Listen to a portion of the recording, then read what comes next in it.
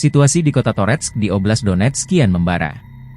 Kota tersebut dipertahankan mati-matian oleh pasukan Ukraina. Situasi masih sangat sulit karena Ukraina tengah memerangi pasukan Rusia di pinggiran timur kota garis depan tersebut, kata juru bicara Luhansk Operational Tactical Group pada 7 Oktober. Pertempuran terjadi di dalam Toretsk sendiri. Situasinya tidak stabil. Pertempuran terjadi di setiap pintu masuk gedung, kata juru bicara Anastasia Bobovnikova saat siaran langsung di televisi nasional. Moskow memfokuskan upayanya merebut kota Toretsk selama sebulan terakhir sebagai bagian dari serangan gencarnya di Donbas. Situasi semakin sulit di timur Ukraina saat Rusia merebut kota Vuhledar dan mendekati Pokrov. Bobovnikova mengatakan sulit untuk menilai bagian kota mana yang berada di bawah kendali Rusia, tetapi mengonfirmasi bahwa pasukan Moskow telah memasuki pinggiran timur, bergerak maju di sepanjang jalan Sentralna, pusat, ke arah tambang Sentralna. Namun, situasinya terus berubah. Terkadang, kami menghancurkan posisi tembak mereka. Terkadang, mereka menghancurkan posisi kami. Namun, kami terus menyusun kembali pasukan dan mencoba merebut kembali apa yang direbut Rusia, imbuh juru bicara itu. Pasukan Rusia melancarkan 11 serangan terhadap Toretsk dan permukiman di dekatnya pada 7 Oktober, menurut staf umum Ukraina. 12 serangan darat lainnya dilancarkan pada malam hari 8 Oktober. Situs web pemantauan Deep State yang bersumber dari masyarakat mengindikasikan bahwa permukiman di pinggiran timur Toretsk, Pivnichne, Zalizne, Druzhba, dan Pivdene sepenuhnya atau hampir sepenuhnya berada di tangan Rusia. Apa pentingnya Toretsk secara strategis dan mengapa militer Ukraina ngotot bertahan mati-matian? Sebaliknya, Rusia mengerahkan banyak sumber daya untuk merebut kota ini. Toretsk adalah pusat yang sangat penting dari sudut pandang dukungan logistik dan taktis bagi pasukan Ukraina, kata Kolonel Cadangan Rustem Klupov, seorang veteran intelijen militer dan pahlawan Rusia, kepada Sputnik. Ini adalah wilayah yang dijaga ketat, yang kemungkinan besar akan mereka pertahankan sampai akhir untuk menahan pasukan kita sebisa mungkin, karena jika mereka tidak menahan mereka di sana, maka seluruh pertahanan Ukraina akan runtuh. Lokasi geografis Toretsk menciptakan semua kondisi untuk mengubahnya menjadi benteng. Kota itu dibangun di atas bukit yang dikelilingi oleh rintangan air di 3 sisi. Tekanan ke arah Toretsk telah meningkat sejak musim semi, seiring dengan pasukan Rusia yang bergerak maju menuju Pokrov dan Slavyansk. Tujuan akhirnya adalah untuk mempercepat pembebasan DPR. Toretsk sudah dalam pengepungan setengah operasional, kata Klupov, seraya menambahkan bahwa pembebasan kota itu juga akan membatasi kemampuan Ukraina untuk menembaki Donetsk, Gorlovka, dan daerah permukiman lain di DPR.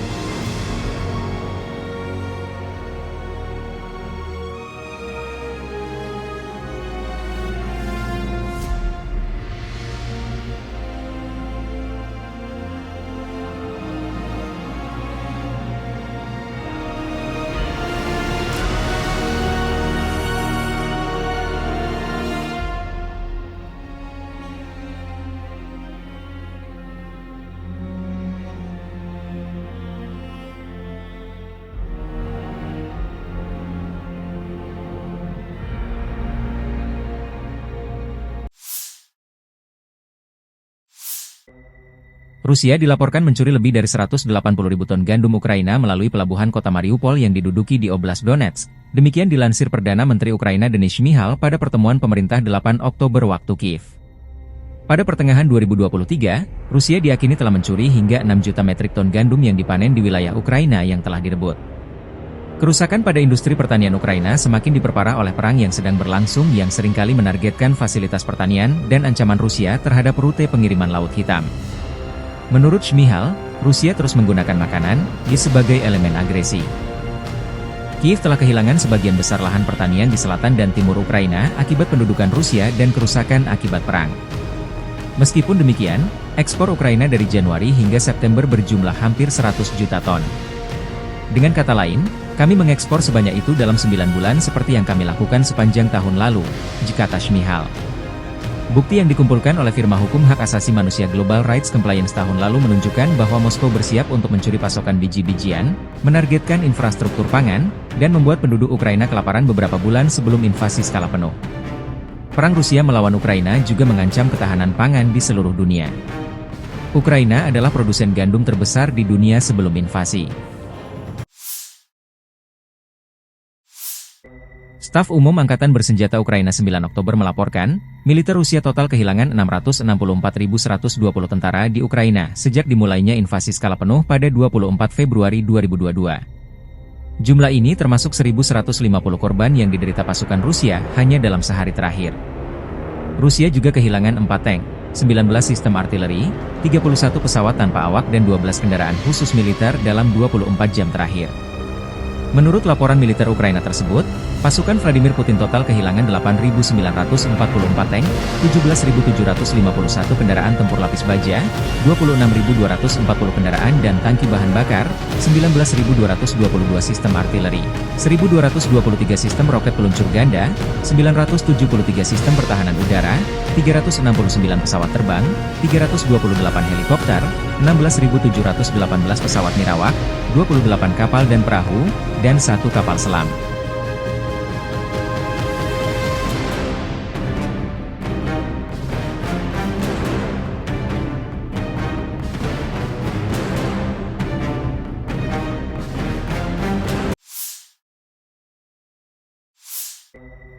Pertempuran sengit terus terjadi di perbatasan Kursk, di mana pasukan Rusia melakukan penyisiran terhadap personel Ukraina yang masih bertahan.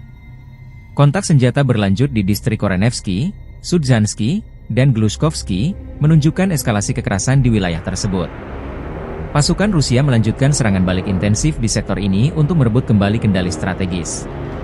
Menurut laporan video RV Voenkor yang dirilis pada 9 Oktober, pasukan Rusia berhasil menghancurkan posisi pasukan Ukraina. Posisi musuh di desa-desa dan hutan diserang secara terus-menerus oleh militer Rusia. Pertempuran ini menunjukkan ketegangan yang belum mereda di perbatasan Rusia-Ukraina. Selama 24 jam terakhir, Angkatan Bersenjata Ukraina kehilangan lebih dari 200 tentara, 3 kendaraan tempur lapis baja, 2 senjata artileri, 4 mortir, dan 3 kendaraan bermotor di wilayah Kursk dan Sumy. Sejak militer Ukraina menyerang wilayah Rusia di Kursk lewat Sumy awal Agustus lalu, Angkatan Bersenjata Ukraina kehilangan lebih dari 21.250 tentara, 136 tank, 66 kendaraan tempur infanteri, 98 pengangkut personel lapis baja, 891 kendaraan tempur lapis baja, 589 kendaraan bermotor, 177 senjata artileri, 33 peluncur MLRS, termasuk 8 HIMARS dan 6 MLRS buatan Amerika Serikat, 9 peluncur SAM, 5 kendaraan pengangkut muat, 45 stasiun peperangan elektronik dan 9 radar anti baterai, 3 radar pertahanan udara, 22 kendaraan teknik dan lainnya, termasuk 13 kendaraan anti rintangan, 1 kendaraan pembersih ranjau UR-77, dan 3 kendaraan pemulihan lapis baja.